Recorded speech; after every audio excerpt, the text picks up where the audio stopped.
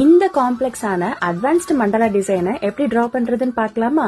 First centre partition பிரிச்சுட்டு ரங்கோலி கோலம் போடுற மாதிரியே நாலா பக்கமும் கோடு போட்டு ஒவ்வொரு லைனையுமே இந்த மாதிரி எக்ஸ்டெண்ட் பண்ணி விட்டுக்கோங்க. எக்ஸ்டெண்ட் பண்ணி விட்ட எல்லா லைன்ஸையுமே அதோட நெக்ஸ்ட் லைன்ஸோட வீடியோல ஷோ பண்ற மாதிரி ஜாயின் பண்ணிக்கோங்க.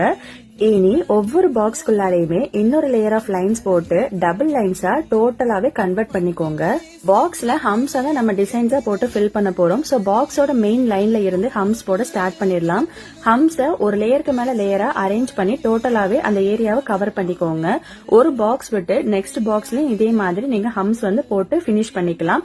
டோட்டலா 4 பாக்ஸஸ்ல ஹம்ஸ் போட்டு முடிச்சதுக்கு அப்புறமா சென்டர்ல இருக்கிற ஒவ்வொரு எம்டி பாக்ஸஸ்லயும் டோட்டலா ஃபில்லிங்ஸ் கொடுத்துக்கோங்க.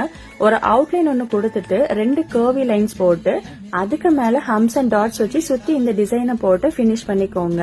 நம்ம ஃபைனலா டிரா பண்ண அந்த அவுட்டர் லைனை போல்ட் பண்ணிக்கோங்க. சோ தட் டிசைன் ரொம்பவே போல்டா ஷோ ஆகும். இதுக்கு அப்புறமா மேல ஒரு 5 டாட் கீழே ஒரு 5 டாட் வச்சு பினிஷ் பண்ணீங்கன்னா அவ்வளவுதான். அட்வான்ஸான மண்டலா டிசைன் ரொம்பவே சிம்பிளா போட்டாச்சு.